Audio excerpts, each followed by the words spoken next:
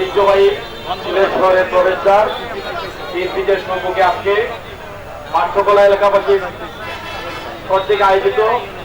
আপনারা জানেন আমাদের এই দক্ষিণ সুরমার একটি অত্যন্ত সুনামধন্য জায়গা এই বিএনপিদের নিজ এবং মাত্রখোলা বাজারের ভিতর সহ বিভিন্ন জায়গায় বিগত দিন ধরে মাদকের অবাধ বাণিজ্য চলে আসছে।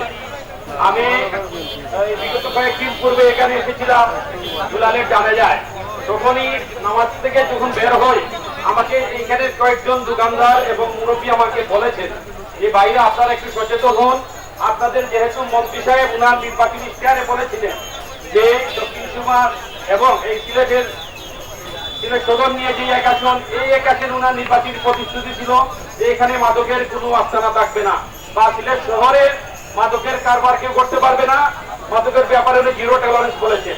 যাই হোক, আমাদের হয়তো অত্র এলাকার কিছু নামদারি হয়তো এই সাথে সম্পৃক্ত থাকতে পারে, তাদের প্রত্যক্ষ কোনো তুলনা এবং নিশ্চয়ই প্রশাসন জানে কারা সেই সব মাদকের সাথে জড়িত। প্রশাসনের সহযোগিতায় এরা মাদকের ব্যবসা করে যাচ্ছে, আর সেটা আমার ব্যক্তিগত ধারণা। যদি প্রশাসন চায় 24 ঘন্টার ভিতরে এখান থেকে মাদকের রাস্তা উচ্ছেদ করতে পারে। আমরা জানি আমাদের দক্ষিণ সময় যুক্ত হবে, সবাই ঐক্যবদ্ধ।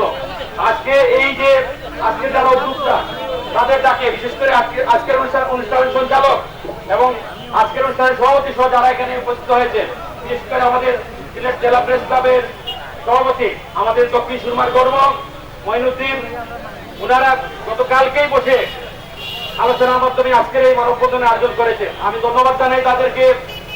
আমরা বিএনপি পরিবার সবাই আমরা আপনাদের সাথে আমরা ঐক্যমত পোষণ করি এবং যেহেতু সময় স্বল্প অনেক কিছু বলার ছিল, তবে আমিও এলাকাবাসী সবার সাথে আমার প্রস্তাব, যেহেতু এটা নদীর তীরবর্তী জায়গা, ওয়াকফের জন্য এটা বন্দোবস্ত রয়েছে, আমারও দাবি এটা ওয়াকফে করে এবং পার্কের মাধ্যমে আমাদের সবার বসার বিকেলে আমাদের সময় কাটানোর অবকাশ করার জায়গা নেই, সেটা পার্কের ব্যবস্থা করা হোক।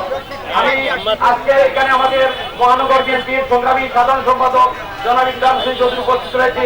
আমি ওনার কাছে আহ্বান জানাবো মাননীয় মন্ত্রী মহোদয়ের কাছে, উনি যেন এই বিএনপিদের এই জায়গাগুলো আছে সেখানে যেন উনি একটি ওয়াকওয়ে এবং পার্কের ব্যবস্থা করতে পারে, সেই ব্যাপারে উনি প্রত্যক্ষভাবে ভূমিকা রাখবেন, সেই আশা সেই প্রত্যাশা ব্যক্ত করে বক্তব্য শেষ করছি। খুদা হাফেজ।